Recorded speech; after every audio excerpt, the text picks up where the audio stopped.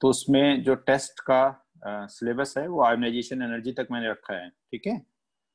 Ionisation energy तक आपको पढ़ना है और शीट की प्रॉब्लम आप आयोनाइजेशन एनर्जी तक कंप्लीट करें। आज मैं और टेस्ट आपको दूंगा। ये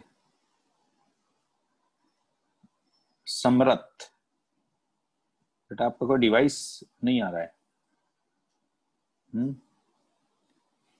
आप क्लास में हैं?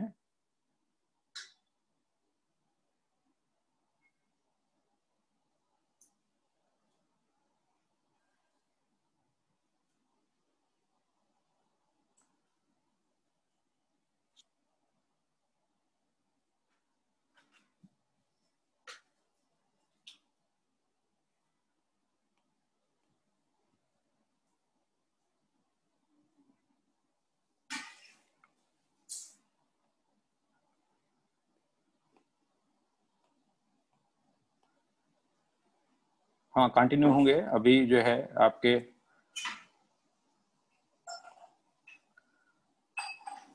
लेक्चर कंटिन्यू हो जाएंगे।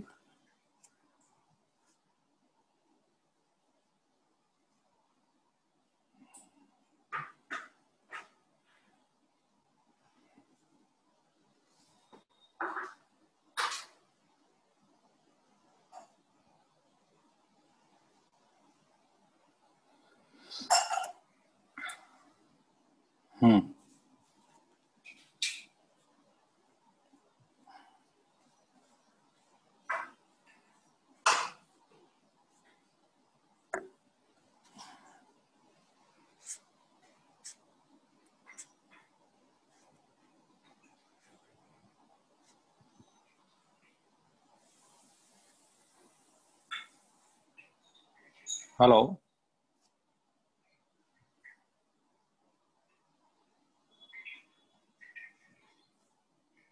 आवाज आ रही बच्चों?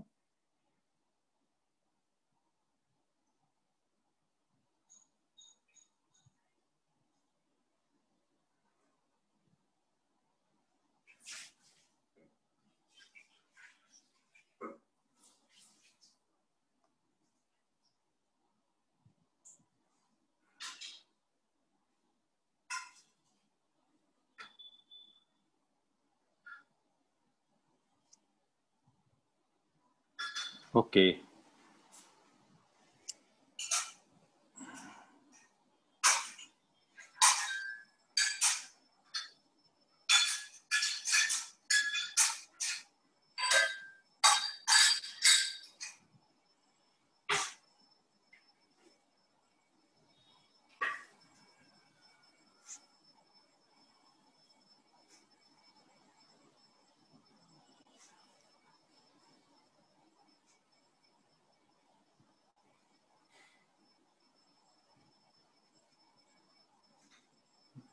ठीक है, तो अभी अपन क्लास स्टार्ट कर रहे हैं। 7:15 मैंने टाइम दिया था, टाइम आई थिंक स्टार्ट हो चुका है, ठीक है। ओके।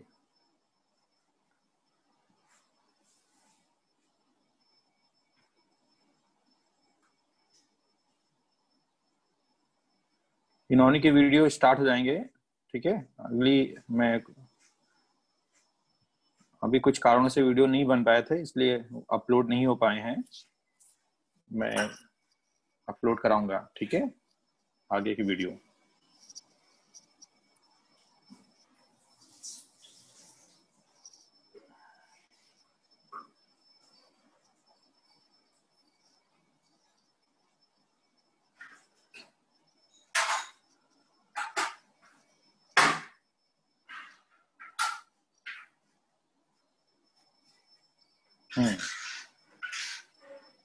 तो आई थिंक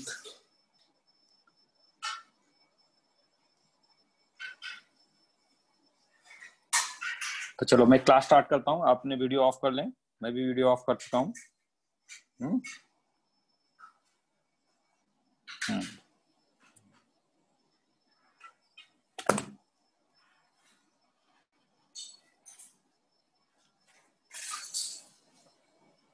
आयोनाइजेशन एनर्जी पूरा कंप्लीट आएगा, पूछने की जरूरत नहीं है। Up to ionization energy test में आएगा।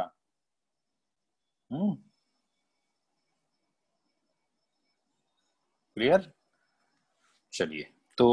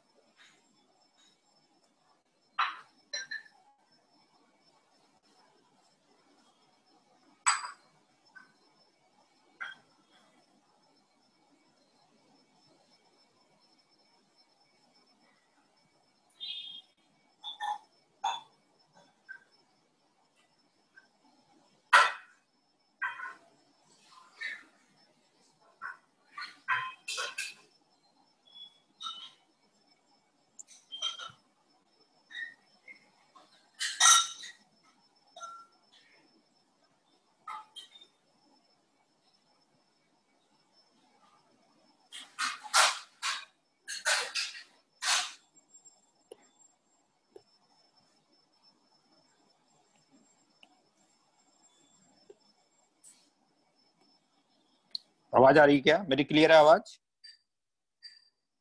बैकग्राउंड में यूटेंसिल की आवाज ऐसे तो नहीं आनी चाहिए। यहाँ तो साइलेंट जोन में है, हम बिल्कुल साइलेंट जोन है।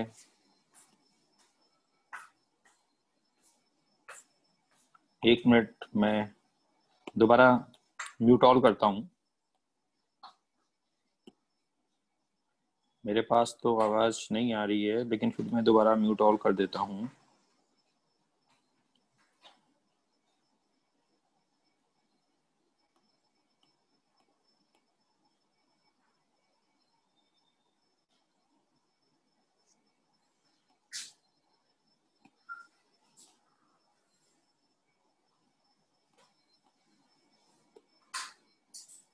क्लियर है आवाज? ओके।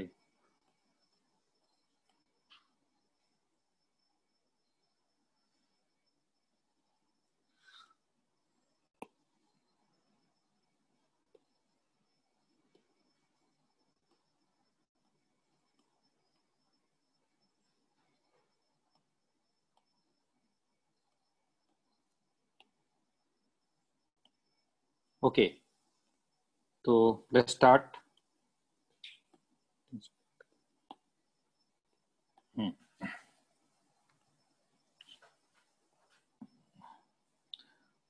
डिस्टरबेंस तो नहीं है? All clear? चलिए, तो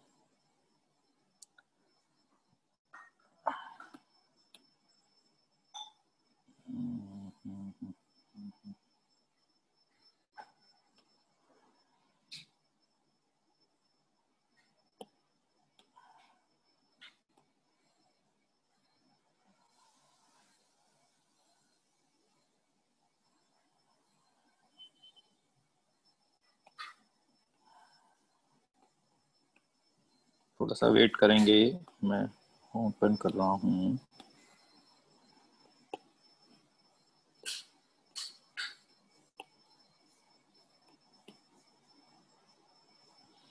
क्लियर? वॉइस क्लियर है मेरी?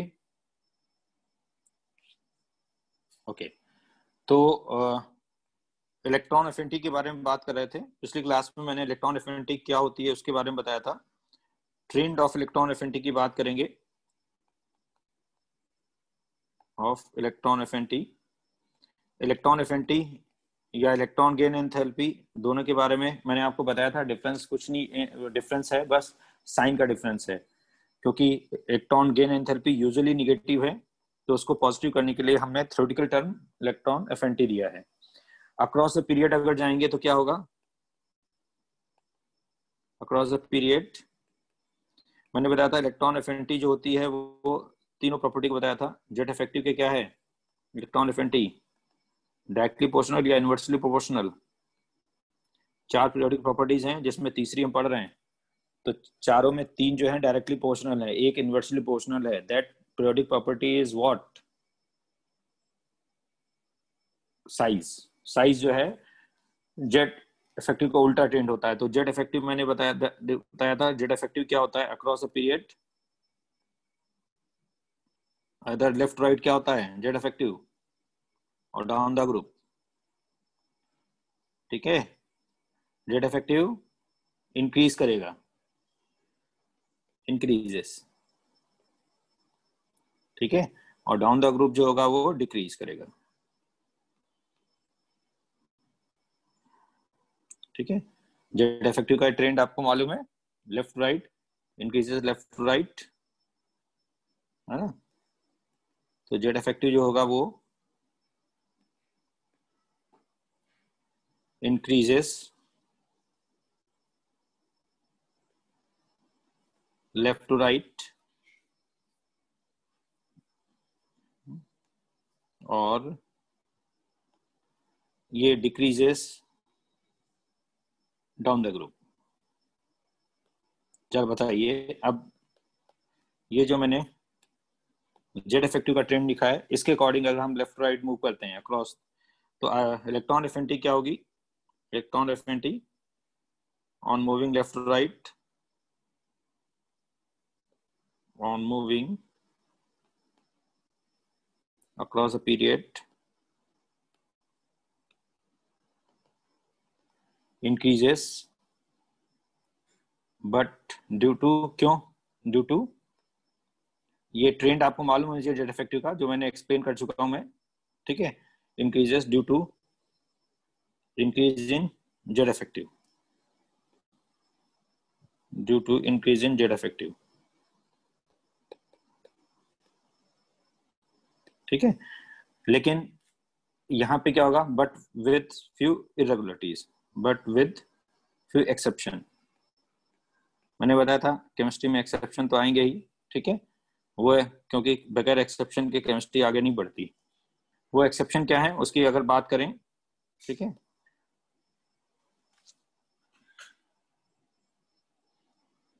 ठीक है। एक्सेप्शन जो भूलते हैं वो लिख लिख के याद करें, ठीक है, लिखने से ज्यादा टाइम तक याद रहते हैं। जिसको एक्सेप्शन भूलने की आदत है वो क्वेश्चन ज्यादा करें, लिख लिख के याद करें, ठीक है। एक्सेप्शन को कई बार लिखें, हाँ, कहीं पे टांग दें, आते जाते देखते रहें, एक्सेप्शन याद हो जाएंगे, इज अ बेस्ट वे, ठीक है। जहाँ पे है, जहाँ पे आप पढ़ते हैं वहां पे लिख लीजिए, उसको पिन अप कर लीजिए सामने बोर्ड पे। एक्सेप्शन को, ज्यादा एक्सेप्शन नहीं है जो है उनको अभी तक, उनको एक उस पर बड़ा बड़ा लिखिए और उसको जब देखते रहोगे तो ऑटोमेटिक वो माइंड के न्यूरॉन्स स्ट्रांग हो जाएंगे, ठीक है, क्लियर। तो यहाँ पे क्या होता है कि जब हम लेफ्ट टू राइट मूव करते हैं तो इरेगुलरिटी एक्सेप्शन के साथ ये ionisation energy, sorry electron affinity बढ़ती है। अब इसमें का सेकेंड पीरियड एलिमेंट की बात करें तो second period element, third period element, इनमें अगर हम दोनों को करें तो लिथियम, बेरिलियम, बोरॉन, ठीक है। फिर बोरॉन के बाद कार्बन, नाइट्रोजन, ऑक्सीजन, फ्लोरीन, ठीक है, और नियॉन। फिर ये आपका इसमें sodium, magnesium, aluminium, silicon, phosphorus, sulphur, chlorine and argon, ये एलिमेंट है, ठीक है। या इसमें अगर ट्रेंड को देखें तो क्या हो रहा है, जेड इफेक्टिव बढ़ रहा है। तो जेड इफेक्टिव बढ़ने से क्या होगा, ठीक है, यहाँ पे किसकी ज्यादा होगी, इसकी ज्यादा होगी, इसमें आगे जाएंगे ज्यादा होगी, इसमें ये ज्यादा होगी, इसमें ये ज्यादा होगी। ऐसे यहाँ पे एल्यूमिनियम की आयनीकरण एनर्जी इस पे ज्यादा है, कार्बन किससे ज्यादा है, सल्फर की फास्फोरस से ज्यादा है, क्लोरीन की सल्फर से ज्यादा है। लेकिन जब हम स्टेबल कॉन्फ़िगरेशन पे जाते हैं, स्टेबल कॉन्फ़िगरेशन मतलब ये आपका NS2 और NS2 कॉन्फ़िगरेशन, सॉरी। तो यहाँ पे NS2 कॉन्फ़िगरेशन में, और ये जो है NS2 NP3, ये कॉन्फ़िगरेशन आ गया, full filled and half filled configuration आ गया। तो full filled and half filled configuration होने पे क्या होगा, ये एक्स्ट्रा स्टेबल होंगे, मोर स्टेबल कॉन्फ़िगरेशन होंगे। तो एक्स्ट्रा स्टेबल कॉन्फ़िगरेशन को हमें डिस्टेबलाइज करने के लिए एनर्जी ज्यादा देनी पड़ेगी या कम करनी देनी पड़ेगी। जब इलेक्ट्रॉन आप ऐड करोगे, इलेक्ट्रॉन एफिनिटी में क्या होता है, इलेक्ट्रॉन एडिशन करते हैं, तो जब ज्यादा एनर्जी देंगे तो रिलीज एनर्जी अमाउंट क्या हो जाएगा, कम हो जाएगा, क्योंकि x + y बताया था, x रिलीज एनर्जी अमाउंट है, तो y का फैक्टर बढ़ने से क्या होगा, x का फैक्टर कम होगा, होगा नहीं होगा?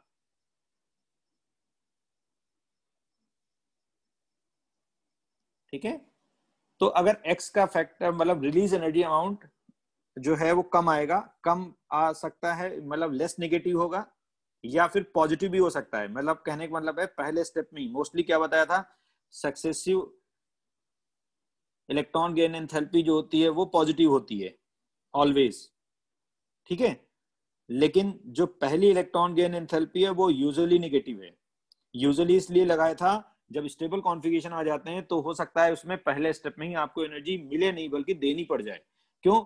क्योंकि वहां पे स्टेबल कॉन्फ़िगरेशन को डिस्टेबलाइज करने के लिए हमें ज्यादा एनर्जी देनी पड़ेगी, ठीक है। तो ये इसमें बेरिलियम के केस में एनर्जी हमें मिलती नहीं है। अगर इसका डेटा देखें तो इसकी वैल्यू +18, ठीक है, तो किलो जूल पर मोल एनर्जी हमें देनी पड़ती है। इलेक्ट्रॉन गेन एंथैल्पी का जो डेटा है वो अगर हम बोलें, ठीक है, मैग्नीशियम में एनर्जी हमें मिलती नहीं है बल्कि देनी पड़ती है। कितनी? 21 किलो जूल पर मोल, ये डेटा एक्सपेरिमेंटल बोलता है। अब हमें एनर्जी पहले स्टेप में ही देनी पड़ जा रही है, ठीक है, तो यहां पे पहले स्टेप में ही एनर्जी हमें देनी पड़ रही है। तो क्यों एनर्जी हमें देनी पड़ रही है? क्योंकि वहां पे स्टेबल कॉन्फ़िगरेशन आ गया, हमें वर्क डन ज्यादा करना पड़ेगा। वर्क डन ज्यादा करने का मतलब वहां पे एनर्जी हमें ज्यादा देनी पड़ेगी।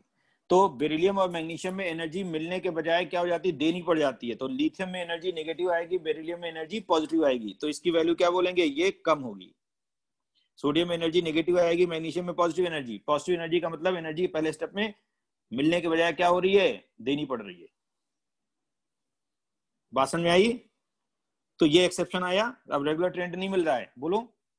तो इसकी एनर्जी आप क्या आएगी, पॉजिटिव, पहली एनर्जी ये पॉजिटिव आएगी, ये एनर्जी पॉजिटिव आ जाएगी। बोलिए, कुछ बात समझ में आ रही है? ऐसे ही इसकी भी एनर्जी आपकी पहली जो है नाइट्रोजन पे पॉजिटिव आ जाती है वैल्यू। हमें नाइट्रोजन, फास्फोरस की पॉजिटिव नहीं होती लेकिन वेरी लेस नेगेटिव, ठीक है, वेरी लेस नेगेटिव। तो ये वैल्यू आपकी नेगेटिव आती है लेकिन बहुत कम नेगेटिव वैल्यू होगी। तो जब हम एनर्जी ज्यादा देंगे, जब एनर्जी हमें ज्यादा देनी पड़ेगी तो रिलीज एनर्जी अमाउंट या तो कम होगा, कम होने का मतलब it would be either less negative और इट मे बी पॉजिटिव। बात समझ में आई? नियॉन में सभी में पॉजिटिव आएगी वैल्यू, क्योंकि ये तो स्टेबल सेल का कॉन्फ़िगरेशन आ गया है। स्टेबल सेल इज मोर, यहां पे अगर हम जाएंगे तो NS2NP6 ये स्टेबल सेल है, ये सबशेल है भाई। P3 सबशेल की स्टेबिलिटी है, S2 सबशेल की स्टेबिलिटी है, लेकिन ये NS2NP6 दोनों सबशेल मतलब पूरे सेल की स्टेबिलिटी आ गई। तो ये तो वैल्यू पॉजिटिव होनी है क्योंकि इसमें बहुत ज्यादा एनर्जी हमें देनी पड़ेगी डिस्टेबलाइज करने के लिए, है ना। तो ये वैल्यू पॉजिटिव, जिसलिए आप हाइड्रोजन के सॉरी नोबल गैस के इलेक्ट्रॉन एफएनटी डेटा को देखोगे तो सारे डेटा आपको पॉजिटिव मिलेंगे इलेक्ट्रॉन एफएनटी के। क्यों? क्योंकि वहां पे हमें पहले स्टेप में ही एनर्जी देनी पड़ रही है डिस्टेबलाइज करने के लिए। ये वैल्यू पॉजिटिव आएगी, इसकी value electron gain enthalpy positive आएगी।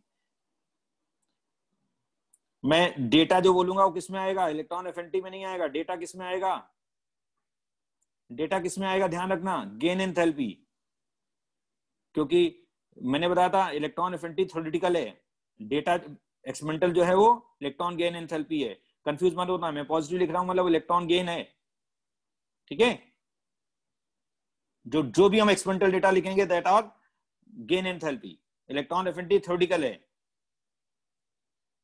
ठीक है। बात समझ में आई? तो यहां पे अब हम यहां पे कहते हैं in case of P block segment की अगर बात करें ना, in case of P block element electron affinity of second, ठीक है, ठीक है, electron affinity of second period non metal is exceptionally, ठीक है। बात समझ में आई? तो अभी तो हम अक्रॉस द पीरियड की बात कर रहे हैं, तो इलेक्ट्रॉन एफिनिटी किसकी कम होगी, सेकंड ग्रुप और 15 ग्रुप। ये कौन सा ग्रुप है, ये कौन सा ग्रुप है, जो मैंने लिखा है, सेकेंड ग्रुप है ना, ये सेकेंड ग्रुप और ये 15 ग्रुप। बात समझ में आ रही है? आप नोट कर सकते हैं। तो इनको छोड़ते हुए इसी में एक्सेप्शन कहां पे आएगा? जहां स्टेबल कॉन्फ़िगरेशन होगा। और ये 18 ग्रुप, 18 ग्रुप तो आप ठीक है। तो हमें आइडिया, अब हम इसको अगर लगाएं तो क्या होगा? ये वैल्यू कम होगी, ये वैल्यू जहां पे ये वैल्यू कम हो जाएगी, बोलिए कम हो जाएगी, और इसमें ये वैल्यू कम हो जाएगी जहां पॉजिटिव वैल्यू आ रही है। ठीक है। इसमें भी अगर हम जाएं कार्बन और फास्फोरस में, तो ये कहीं ना कहीं सिलिकॉन की वैल्यू ज्यादा होगी, निगेटिव वैल्यू है, ये मोर निगेटिव होगी। ठीक है। फिर यहां पे ये डेटा आएगा। बात समझ में आई?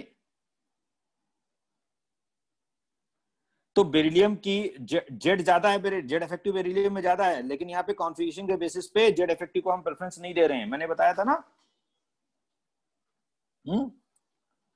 कॉन्फ़िगरेशन के बेसिस पे हमने आपको बताया था कब देते हैं, जब वहां पे तो जेड तो ज्यादा है लेकिन कॉन्फ़िगरेशन एक्स्ट्रा स्टेबल हो गया, तो उसके कारण हमें एनर्जी मिलने के बजाय देनी पड़ जाएगी। आई थिंक बात समझ में आ गई। ठीक है। तो यहां पे कहते हैं electron affinity of second and 15 group element are exceptionally low.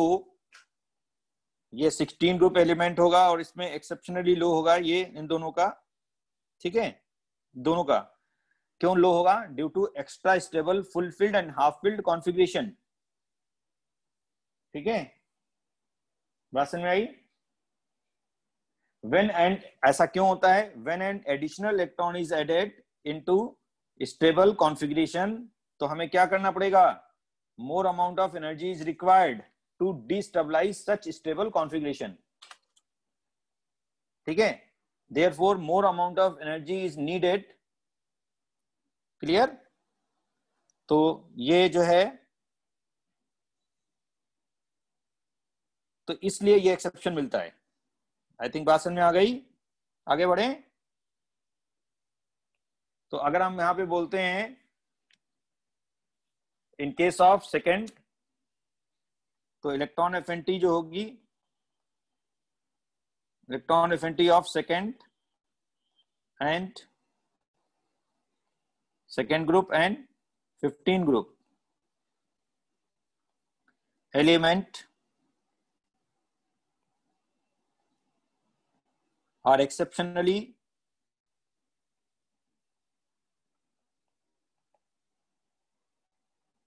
exceptionally low due to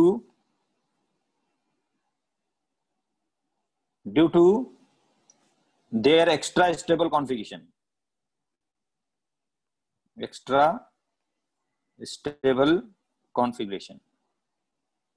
ठीक है। एंड एक्स्ट्रा स्टेबल कौन से होंगे? Fulfilled and half field, fulfilled and half filled configuration. ठीक है।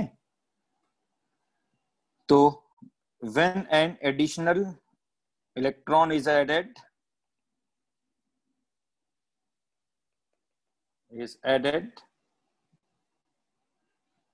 ठीक है, into such stable configuration, then more amount of energy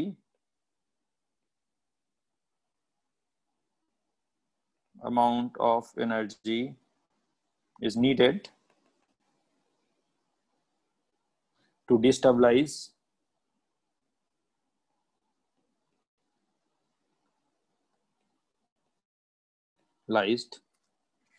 such stable configuration।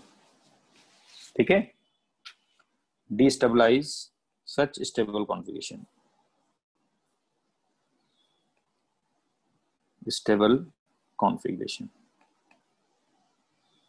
बात समझ में आई? therefore net amount of release energy जो आएगी, नेट अमाउंट समझ रहे हो?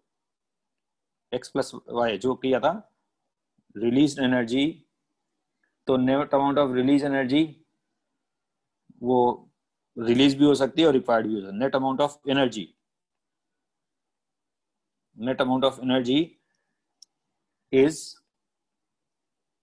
Very less, very less. Very less का मतलब वहां पे वो, ठीक है, तो वो क्या हो सकती है, मे बी, लेस का मतलब स्लाइट नेगेटिव, और may be positive also, positive भी हो सकती है, मे बी पॉजिटिव ऑल्सो, ठीक है। तो ये किसकी बात हो रही है, इलेक्ट्रॉन गेन।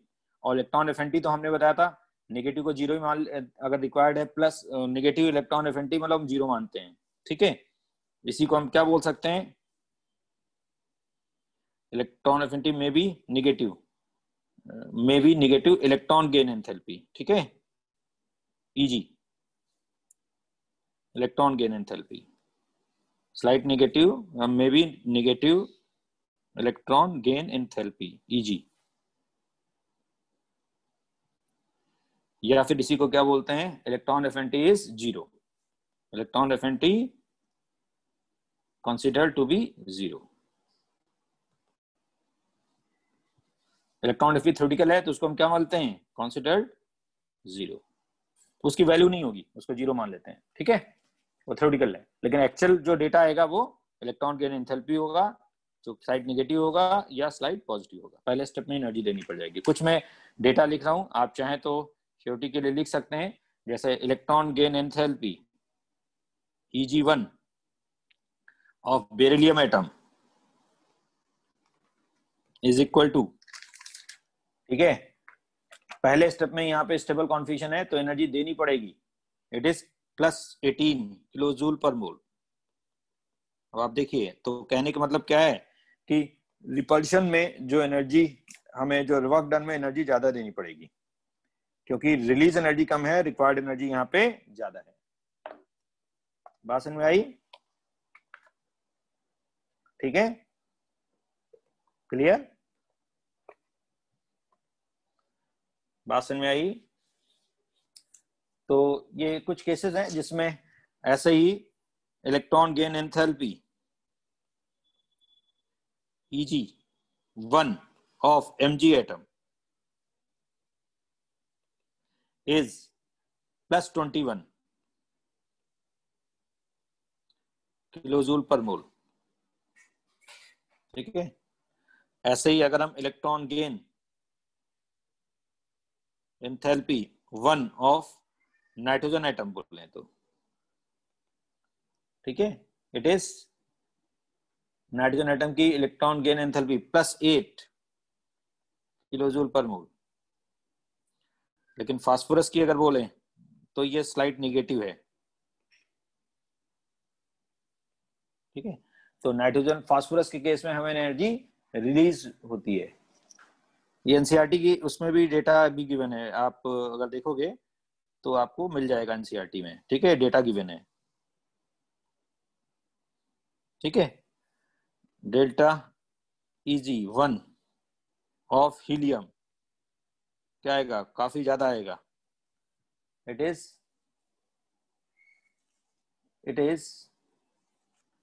+48 किलो जूल पर मोल। आयनेशन एनर्जी भी हीलियम की ज्यादा, इलेक्ट्रॉन गेन एंथैल्पी में भी देखो, तो कहते हैं ये आसानी से ना कैटायन बना सकता है ना एनायन बना सकता है। बात समझ में आई, पर मोल ये वैल्यू आई, ठीक है। डेटा याद नहीं करना है, केवल आपको समझने के लिए दे रहा हूं, डेटा याद नहीं करना है, एक्सेप्ट, क्योंकि एक्चुअल में क्या है, ये केमिस्ट्री है तो साइंस ही, लेकिन ये इसमें फैक्चुअल केस पहले चलते हैं, फैक्ट के बेसिस पे थ्योरी डेवलप होती है, इसीलिए डेविएशंस आते हैं। भाई साइंस में तो पहले फैक्ट होते हैं ना, क्लासरूम में पहले थ्योरी पढ़ते हैं, तो आपको लगता है, तो ये डेटा रख रहा हूं इसलिए ताकि आपको लगे कि ये क्यों एक्सेप्शन बन गए, क्योंकि यहाँ पे डेटा ये मिलता है। साइंस में जो होता है पहले फैक्चुअल केस होते हैं, ठीक है। तो ये केवल आपको डेटा आगे गिवन भी है, उसको आप देख सकते हैं, लेकिन मैंने इसीलिए यहाँ पे दिए हैं ताकि आप इस बात को समझ सकें। अब इसके अकॉर्डिंग जो है थ्योरी फ्रेम की गई कि इनमें अगर पॉजिटिव वैल्यू क्यों है, तो उसका रीजन ये है, उसकी जो हाइपोथेसिस होती है, हाइपोथेसिस हम नहीं बनाते, बड़े बड़े लोग बनाते हैं, दे आर कॉल्ड साइंटिस्ट, और उस हाइपोथेसिस पे फिर जब वो सारे लोग एग्री होते हैं, दैट इज कॉल्ड थ्योरी। तो जो थ्योरी डेवलप हुई वो किस पे बेस्ड हुई, तो बताया ऐसा जो एक्सेप्शन है वो बिकॉज ऑफ स्टेबल कॉन्फ़िगरेशन है, इसलिए इसको बोला गया। हमारे पास पहले डेटा आता है, वो अलग बात है, क्लासरूम में हम पहले थ्योरी पढ़ते हैं, लेकिन एक्चुअल में अगर हम देखें तो पहले एक्सपेरिमेंट होते हैं, उसके फैक्ट डेटा आते हैं, डेटा से फिर थ्योरी डेवलप होती है। ठीक है, क्लियर क्लियर। तो अब ये तो बात हुई कौन सी बात जो हमने की, दैट इज, है ना। अब डाउन द ग्रुप अगर हम मूव करते हैं तो डाउन द ग्रुप क्या होगा, इसमें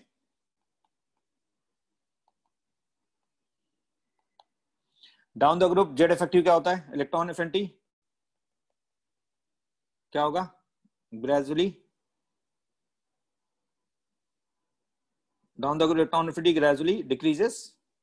क्यों डिक्रीज करेगा, क्योंकि जेड इफेक्टिव डिक्रीज करेगा, तो electron affinity gradually decreases due to decrease in Z effective, due to decrease in Z effective। लेकिन यहां पर भी क्या होगा, बट फ्यू एक्सेप्शन या इरेगुलरिटीज। एक्सेप्शन यह है कि अगर हम सेकंड और थर्ड पीरियड एलिमेंट की बात करें तो ट्रेंड के अकॉर्डिंग क्या होना चाहिए, सेकंड और थर्ड पीरियड एलिमेंट में किसकी इलेक्ट्रॉन एफिनिटी ज्यादा होनी चाहिए,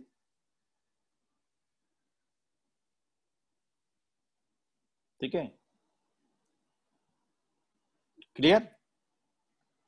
तो यहां पे देखें सेकंड पीरियड एलिमेंट और थर्ड पीरियड एलिमेंट में ट्रेंड के अकॉर्डिंग क्या होना चाहिए, डाउन द ग्रुप पर जाते हैं एलिमेंट,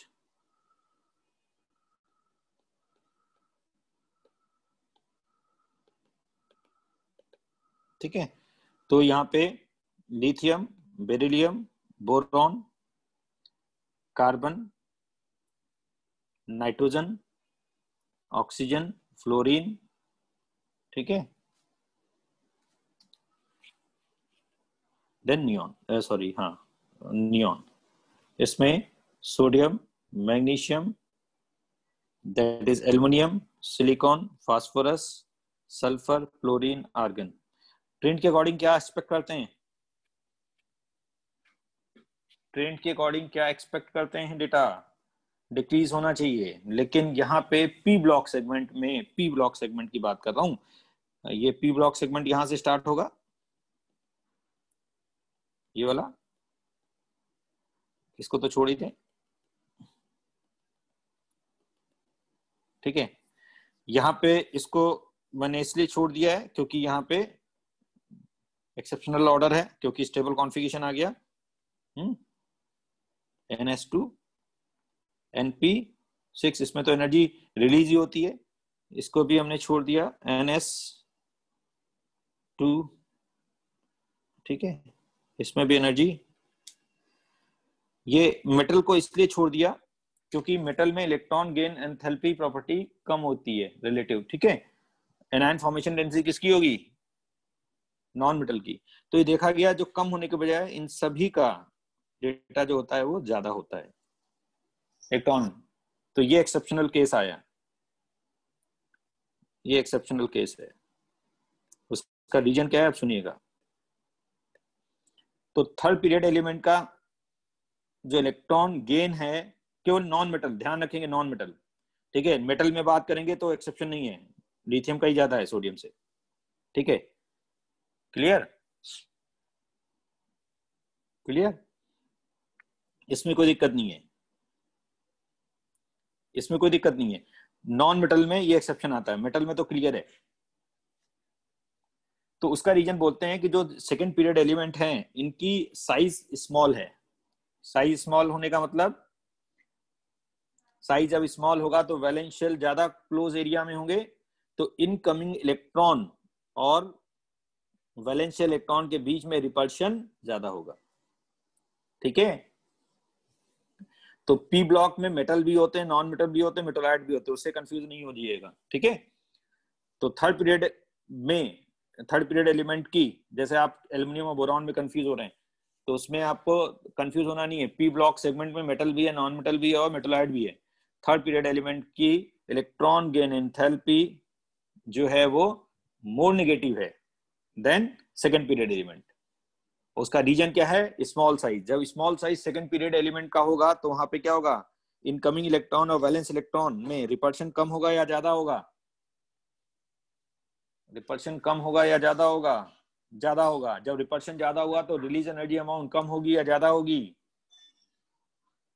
कम होगी। कम होगी, इसीलिए सेकंड पीरियड एलिमेंट की ionisation energy, sorry, electron gain enthalpy कम होती है।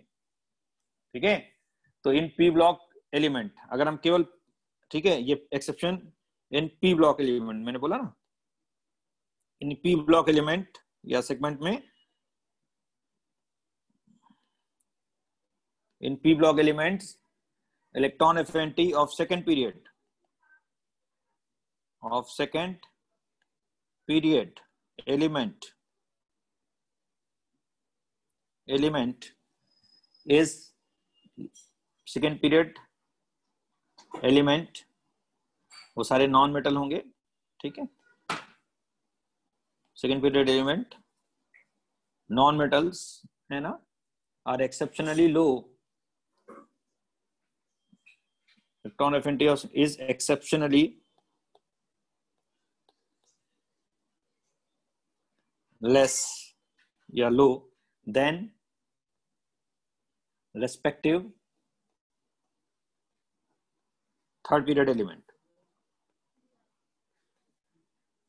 थर्ड पीरियड एलिमेंट, ठीक है। अब वो क्यों है? Due to following two reasons, due to following two reasons. अभी मैंने वो रीजन बोला था। पहला रीजन क्या है? ठीक है, ड्यू टू स्मॉल साइज। तो सेकेंड पीरियड एलिमेंट का क्या होगा? Small size of second period element,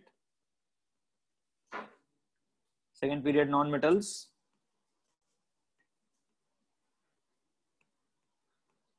तो थर्ड वन जो, सॉरी, सेकेंड वन जो है, जब स्मॉल साइज हुआ तो उस केस में क्या होगा? रिपल्शन बढ़ेगा। बढ़ेगा नहीं बढ़ेगा? तो वहां पे रिपल्शन बढ़ेगा तो रिलीज एनर्जी अमाउंट कम हो जाएगा, या इसी को दूसरा बोलते हैं मोर रिपल्शन। रीजन क्या हुआ? मोर repulsion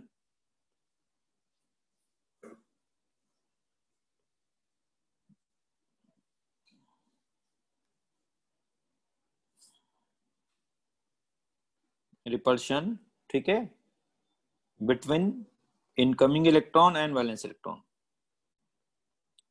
incoming electron and valence electron, and valence electron.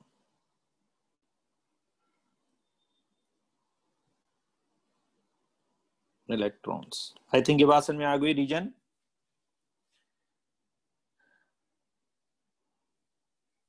समझ में आ गया? ठीक है, क्लियर? तो ये ध्यान रखेंगे, इनमें जो नॉन मेटल में जो पी ब्लॉक एलिमेंट है, ये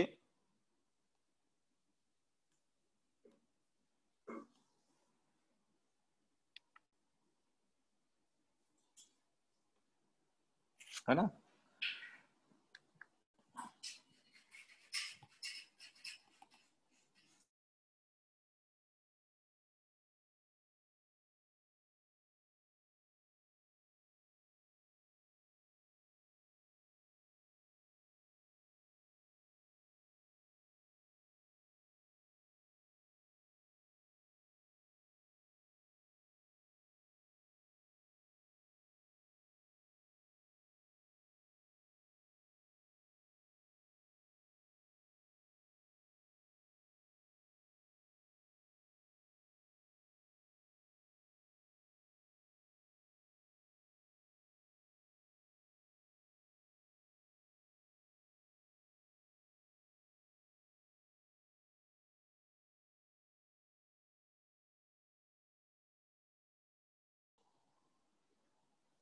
हेलो, आवाज आ रही है बच्चों?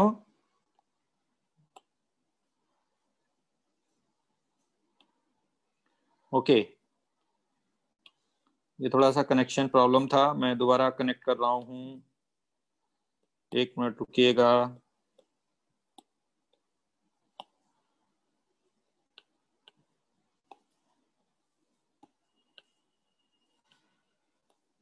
ठीक है, जब साइज छोटा होगा तो इलेक्ट्रॉन डेंसिटी कंसंट्रेटेड होगी, इलेक्ट्रॉन ज्यादा क्लोज आ जाएंगे। ठीक है, जैसे अगर हम कोई कहते हैं वाई मोर रिपल्शन जो पूछ रहा है उसको देखें, ये आपका क्या हुआ, जैसे साइज छोटा हुआ तो इलेक्ट्रॉन क्या हो जाएंगे, काफी क्लोज आ जाएंगे। जब क्लोज आ जाएंगे तो इंटरिंग इलेक्ट्रॉन को लो, ये इनकमिंग इलेक्ट्रॉन के लिए क्या होगा, ज्यादा रिपल्शन मिलेगा। अब यहाँ पे आएगा इलेक्ट्रॉन ज्यादा क्लोज हो गए तो रिपल्शन ज्यादा क्रिएट होगा, होगा नहीं होगा? बोलिए, समझ में आया?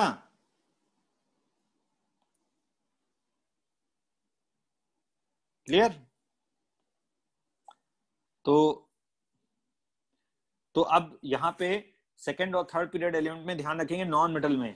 और इलेक्ट्रॉन एफिनिटी डेटा हमारे पास सारे एलिमेंट के अवेलेबल नहीं है। क्यों नहीं है आप बताइए? सारे एलिमेंट के इलेक्ट्रॉन के एंथैल्पी डेटा हमारे पास अवेलेबल नहीं है, थोड़ा दिमाग लगाइए।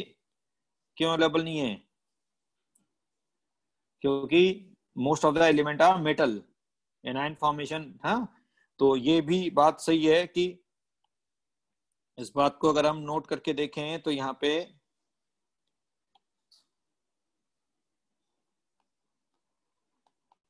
ऑल इलेक्ट्रॉन एफिनिटी डेटा, ठीक है, या electron affinity data of all elements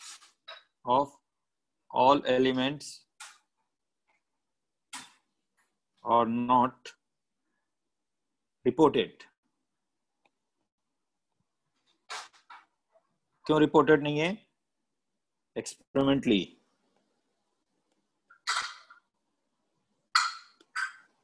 ठीक है, because most of the elements are metal, most of the elements are metal। ठीक है,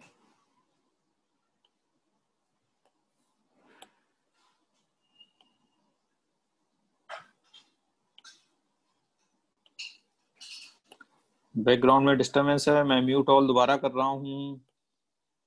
अब बताओ, क्लियर है?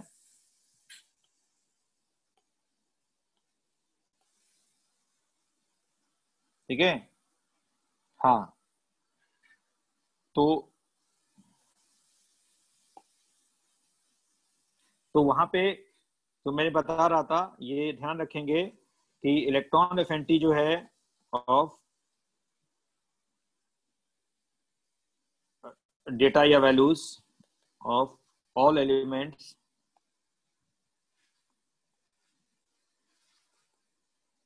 are not reported experimentally।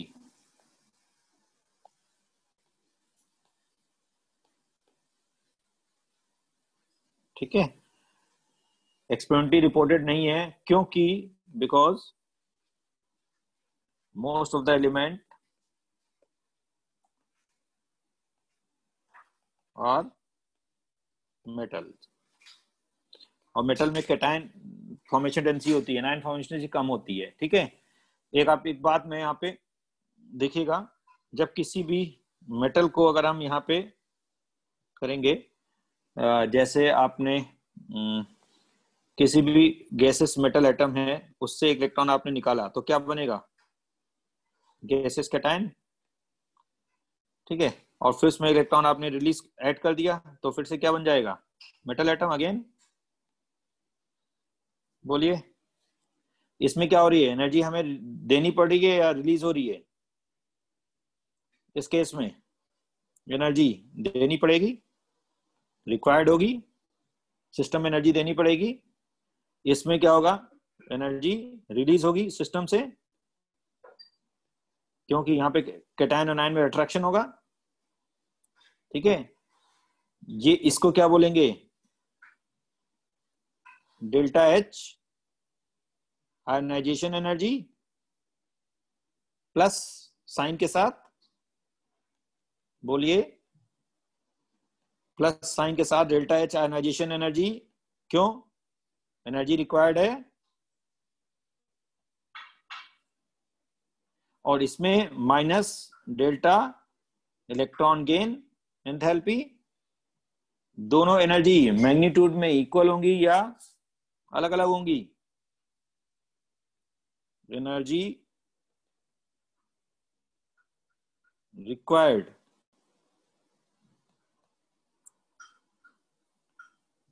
ये एनर्जी रिलीज,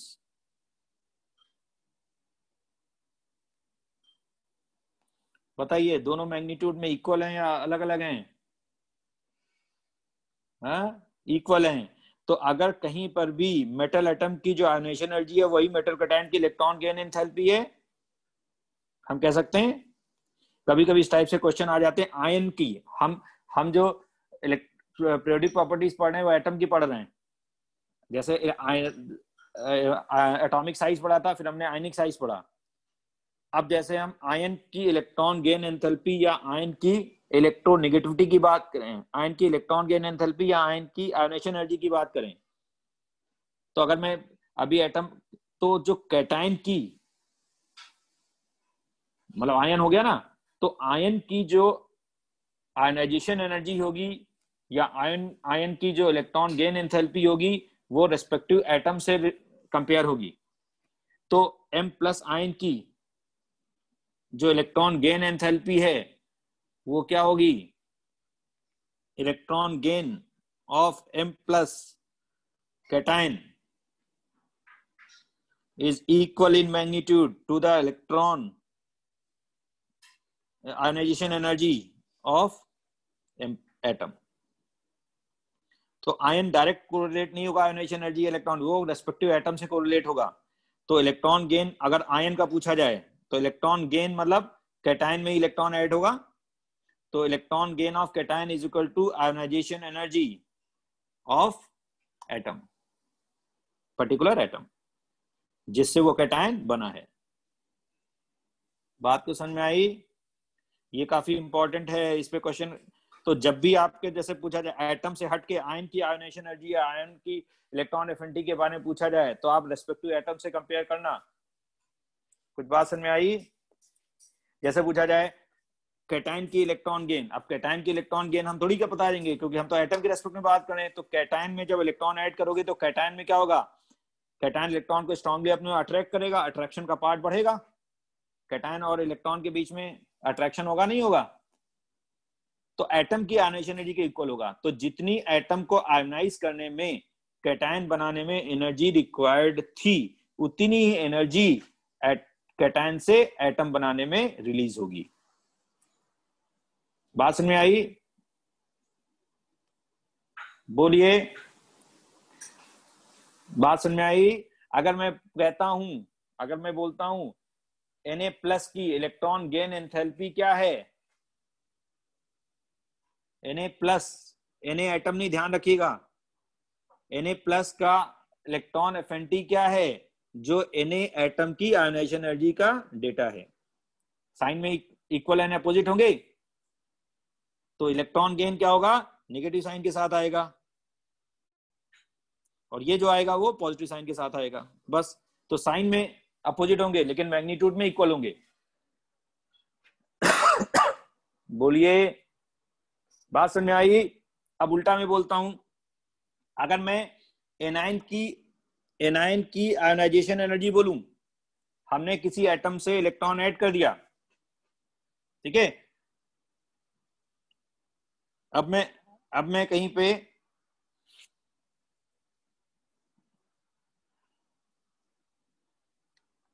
ठीक है, अब मैं किसी एटम में इलेक्ट्रॉन ऐड करता हूं तो एनायन बनेगा, तो एनर्जी रिलीज होगी मोस्टली। जैसे कोई एक्स नॉन मेटल है, उसमें हमने एक इलेक्ट्रॉन ऐड किया, एनायन बना, तो इसमें और फिर एनायन से हमने इलेक्ट्रॉन निकाल दिया, तो आयनाइजेशन कर दिया, फिर एटम बन गया। अब देखो, अब आयनाइन की, ठीक है, अब इसमें पहले स्टेप में क्या हुआ, एनर्जी हमें क्या करनी पड़ रही है, पहले स्टेप में एनर्जी मिलेगी, मिलेगी नहीं मिलेगी, दूसरे स्टेप में एनर्जी हमें देनी पड़ेगी, ठीक है। तो जो पहले स्टेप में, जैसे मैंने आपको पिछली क्लास में दिखा, पिछले इसमें देखिए एनर्जी, तो ये आपका क्या हुई भाई, कुछ स्टेबल कॉन्फिगरेशन को देख लीजिए, तो उसमें पहले स्टेप में हमें एनर्जी क्या होती है, मिलती है मोस्टली नॉन मेटल में। तो ये एनर्जी हमें जो मिलेगी, ये एनर्जी क्या हुई, ये क्या हुई, यहाँ पे प्लस या माइनस इलेक्ट्रॉन गेन Eg1। अब यहां एनर्जी जो थी वो प्लस क्या हुई, आयनाइजेशन एनर्जी, क्योंकि ये जो एनर्जी है वो रिलीज्ड एनर्जी,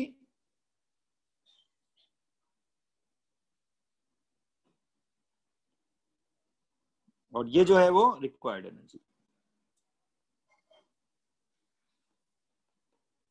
तो ध्यान रखेंगे, जब कभी आयनाइजेशन एनर्जी आयन की पूछी जाएगी, तो आयन क्या होगा, कैटायन होगा या एनायन होगा। आयनाइजेशन एनर्जी एनायन की पूछी जाएगी और इलेक्ट्रॉन एफिनिटी कैटायन की होगी, तो वो उसके रेस्पेक्टिव एटम से आएंगे। इस टाइप का क्वेश्चन डीपीपी में था, डीपीपी में आप इस टाइप का यही क्वेश्चन आपका डाउटफुल था, वहां पे फ्लोराइड आयन की आयनाइजेशन एनर्जी पूछी गई थी। अब चमक गया होगा आपको, बात समझ में आई। तो इसको हम क्या लिख सकते हैं, ये दोनों मैग्नीट्यूड में इक्वल होंगे और साइन में अपोजिट होंगे, तो delta H Eg 1 of X atom, मतलब electron gain enthalpy of X atom, जो माइनस साइन के साथ होगा, इक्वल इन मैग्नीट्यूड, ठीक है, equal in magnitude plus delta electron ionisation energy of X minus ion anion. बोलिए, बात समझ में आई।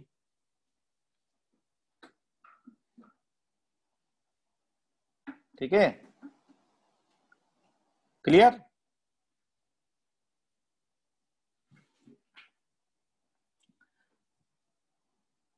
आई थिंक बात समझ में आ गई।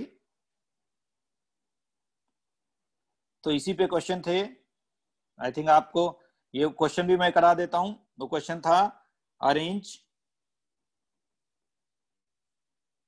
Following species in increasing order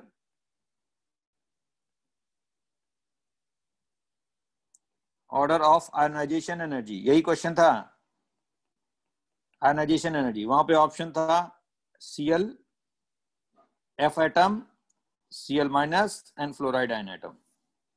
atom भी थे, एनायन थे, इनकी आयनाइजेशन एनर्जी बतानी थी, ठीक है। पहले एटम में बताओ, फ्लोरीन एटम और Cl एटम में आयनाइजेशन एनर्जी, ये तो ट्रेंड से निकल जाएगा, तो किसकी ज्यादा है। अब एनायन में बताओ, Cl माइनस F माइनस की आयनाइजेशन एनर्जी। अब आयन आ गया तो आयनाइजेशन एनर्जी एटम से नहीं होगी, उसके रेस्पेक्ट, है ना, उल्टा हो जाएगा। आयन की आयनाइजेशन एनर्जी पूछी जा रही है, हमने एटम में ट्रेंड देखा है, आयन का थोड़ी देखा है, तो आयन को उल्टा कर लीजिए, जो इसकी आयनाइजेशन एनर्जी है वही एटम की इलेक्ट्रॉन गेन है, जो आयनाइजेशन है वो एटम का इलेक्ट्रॉन गेन है। इलेक्ट्रॉन गेन किसका ज्यादा है, एफ और Cl में, इलेक्ट्रॉन गेन एंथैल्पी किसका ज्यादा है, Cl का ज्यादा है, तो आयनाइजेशन एनर्जी भी Cl माइनस का ज्यादा होगा। बोलो, क्लियर हुआ।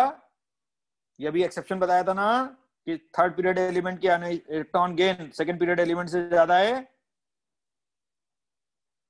ये ऊपर ऊपर देखो, इसी को अप्लाई किया मैंने, ये वाला। अब एटम और आयन को कंपेयर करें तो क्या हुआ, एटम आयन को कंपेयर करें तो एटम और आयन में, अगर हम इसकी बात बोलें, Cl एटम और Cl माइनस आयन में किसकी आयनेशन एनर्जी ज्यादा होगी? Cl atom Cl minus ion में आयनेशन एनर्जी किसकी ज्यादा होगी? एटम की। ये तो क्लियर है, होगी नहीं होगी? ठीक है। ऐसे ही F एटम की ionisation energy F minus ion से ज्यादा होगी। क्लियर है? तो कंपेयर कर लीजिए, सबसे ज्यादा आयनेशन एनर्जी किसकी हुई?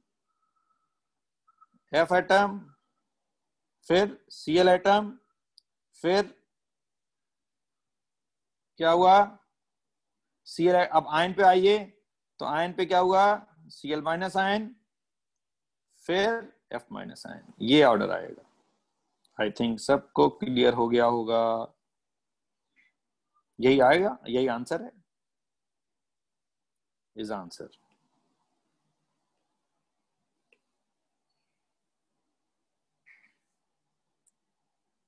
बोलिए, क्लियर? बाकी में तो जेड इफेक्टिव है ना, जेड इफेक्टिव कंपेयर करो।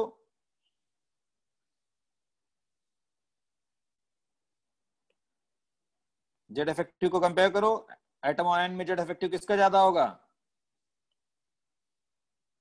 ये एक्सेप्शन है, अभी बताया था। ये भी जेड इफेक्टिव है। क्लियर है? लिख दिया मैंने, रीजन मैंने लिख दिया किससे कंपेयर हो रहा है।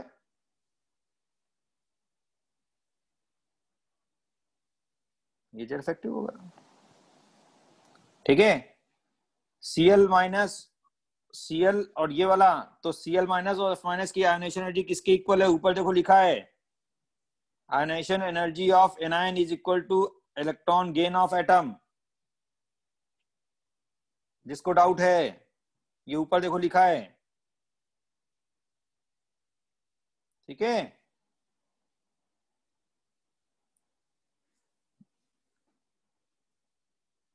जिनको नहीं समझ में आया, इसको आप ऐसे देखिए, फिर से बताता हूं। तो अगर हम ionisation energy of Cl minus ion बोलें is equal to Cl minus की आयनेशन एनर्जी किसके इक्वल होगी? बताओ, Cl माइनस की आयनेशन एनर्जी किसके इक्वल होगी? Electron gain of Cl atom. होगी नहीं होगी? ऐसे ही ionisation energy of F minus anion, anion की जो आयनेशन एनर्जी होगी रेस्पेक्टिव एटम की इलेक्ट्रॉन गेन से आएगी। तो इलेक्ट्रॉन गेन,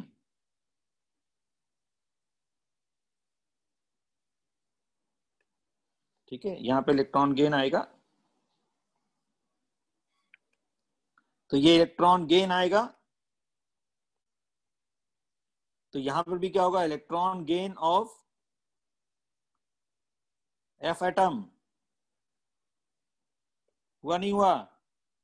तो इन दोनों में जब बताइए किस एटम की इलेक्ट्रॉन गेन ज्यादा है? Cl एटम और F एटम में Cl का ज्यादा है, तो इलेक्ट्रॉन गेन भी किसका ज्यादा होगा? ये आयनेशन एनर्जी भी यही ऑर्डर आएगा, दोनों मैग्नीट्यूड में इक्वल होंगे। तो ये भी इसी का ज्यादा होगा, ये भी इसका ज्यादा होगा। आई थिंक क्लियर है? हुआ नहीं हुआ?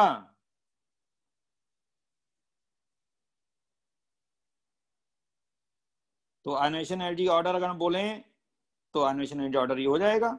ऐसे ही अगर हम बोलें इलेक्ट्रॉन गेन, ठीक है, तो electron gain of aluminium atom 3+ cation किसके इक्वल होगा? और electron gain of sodium cation किसके इक्वल होगा? अब जल्दी से बोलो। आयनाइजेशन एनर्जी ऑफ एटम, तो कौन सा एटम लेंगे? Aluminium atom. And ionization energy of Na atom. अब अगर कंपेयर करें तो किसकी इलेक्ट्रॉन गेन ज्यादा है? जिसपे तो किसकी ज्यादा है इन दोनों में? तो एटम से कर लो, जिसकी आयनाइजेशन एनर्जी ज्यादा है। किसकी आयनाइजेशन एनर्जी ज्यादा है? एटम की। एल्युमिनियम एटम की आयनाइजेशन सोडियम एटम से ज्यादा है, नहीं है? तो ये कैटायन की भी ज्यादा होगी।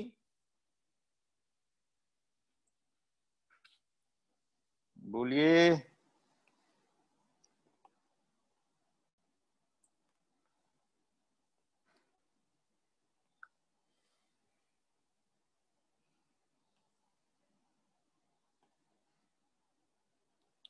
बात समझ में आई? तो यही बात को मैंने यहाँ पे लिखा था, उसको मैंने और डिटेल में समझाने की कोशिश की है वहां पे। आई थिंक बात समझ में आई।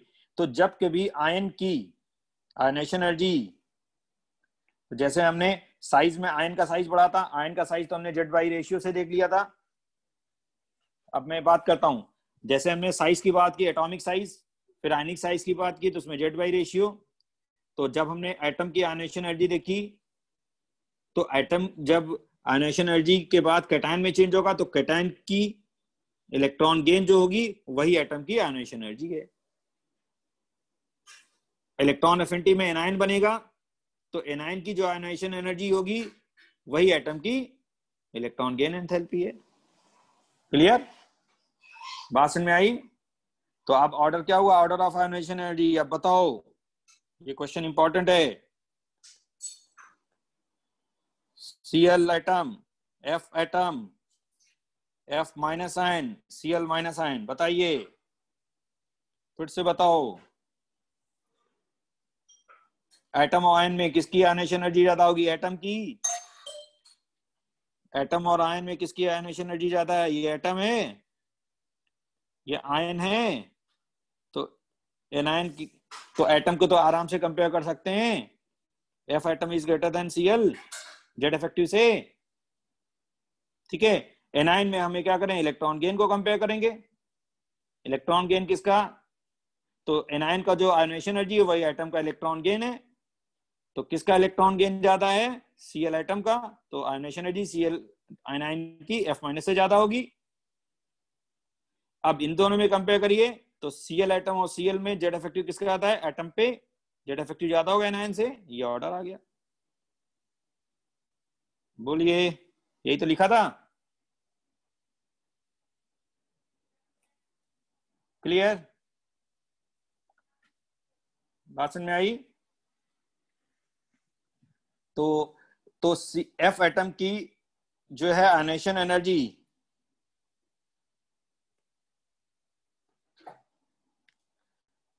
Cl एटम से क्यों कम होती है? बताइए।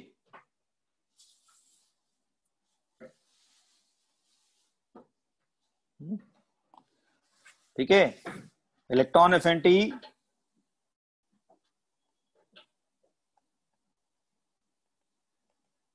of electron affinity of F atom is exceptionally less than Cl atom.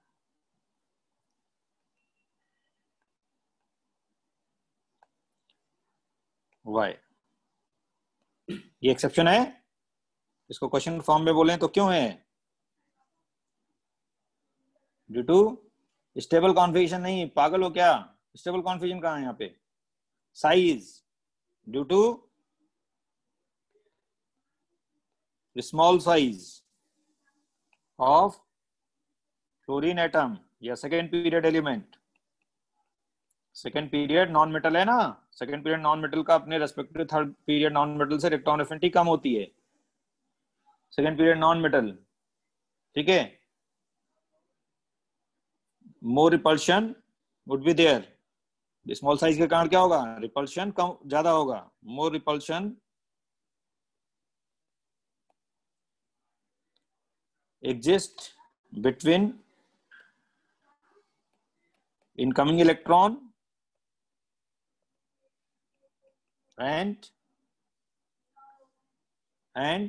Valence electron. Valence electron close हो जाएंगे स्मॉल साइज होने के कारण, और जितना वैलेंस इलेक्ट्रॉन क्लोज हो जाएंगे उतना ही रिपल्शन वो एक्सर्ट करेंगे। Hence net amount of energy, net amount of energy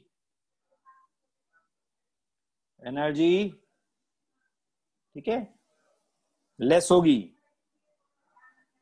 net amount of release energy, जिसको क्या बोलते हैं, इलेक्ट्रॉन एफिनिटी। ठीक है,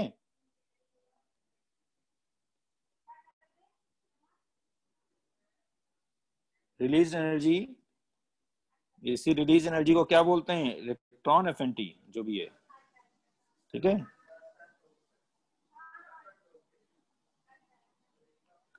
क्या होगी, ऑफ फ्लोरीन एटम लेस। ठीक है,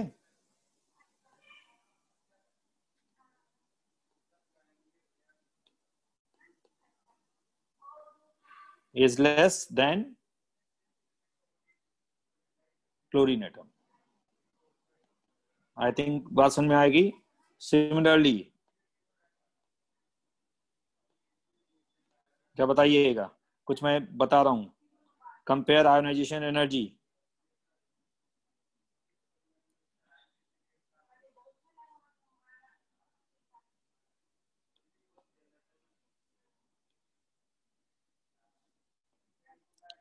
compare electron affinity of between given elements. ठीक है, बताइए पहला, फर्स्ट वन। ठीक है, फास्फोरस नाइट्रोजन में कंपेयर करना है इलेक्ट्रॉन एफिनिटी का।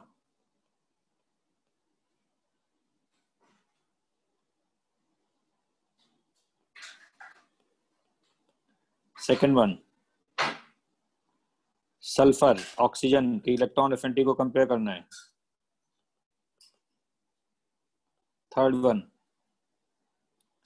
वन इलेक्ट्रॉन एफिनिटी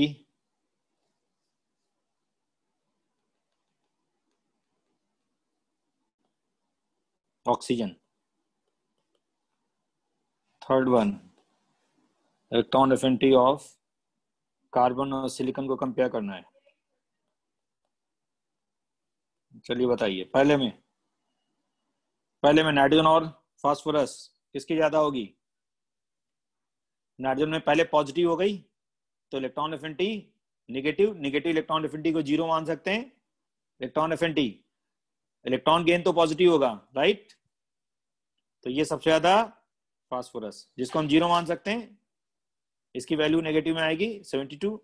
इसमें मोर नेगेटिव वैल्यू किस में आएगी, सल्फर और ऑक्सीजन में, सल्फर में आएगी। सिलिकॉन एंड कार्बन में किस में आएगी, इसमें आएगी। फोर्थ वन,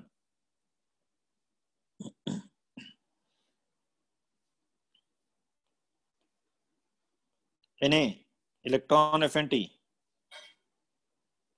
और लिथियम की इलेक्ट्रॉन एफिनिटी बताइए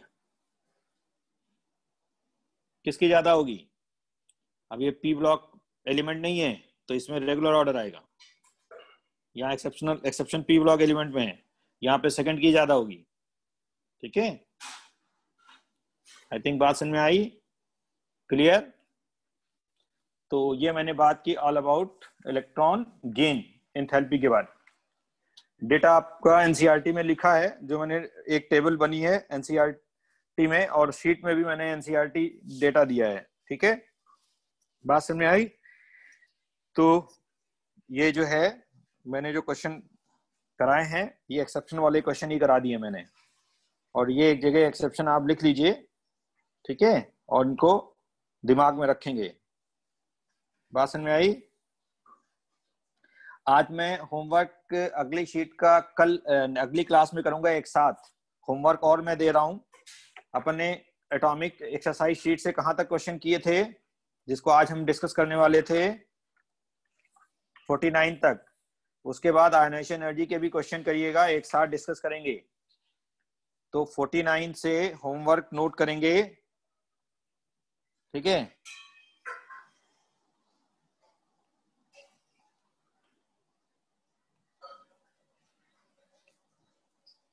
तो होमवर्क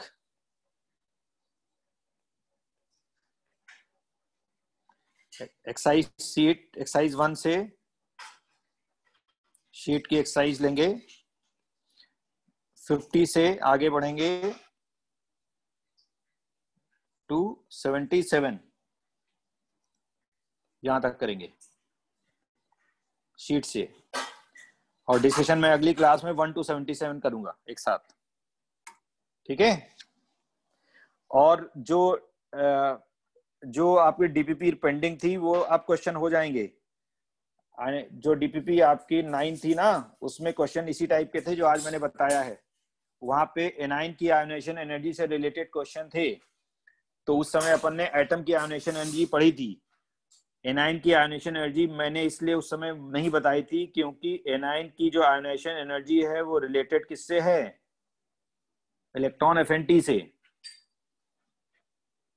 ठीक है। बात समझ में आई। तो इलेक्ट्रॉन एफिनिटी जब मैंने पढ़ा दिया तब मैंने आयोनाइजेशन एनर्जी ऑफ एनाइन को कोरिलेट किया, क्योंकि वो एनाइन की जो आयोनाइजेशन एनर्जी है वो इलेक्ट्रॉन एफिनिटी ही है एटम की, ठीक है। बात समझ में आई, क्लियर।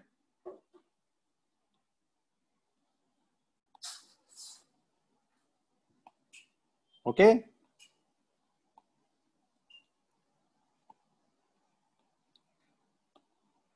ठीक है।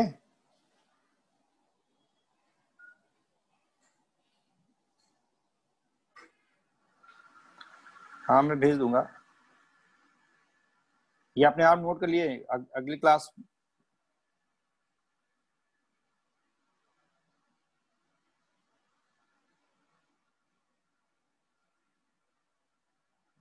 वीडियो लेक्चर अपने से आ जाएंगे, अब मैं अपलोड कराऊंगा, ठीक है।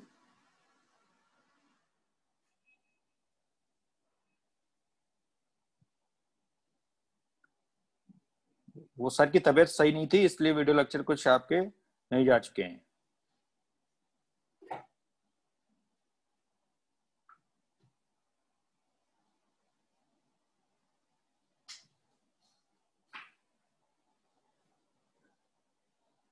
ठीक है, बात समझ में आई।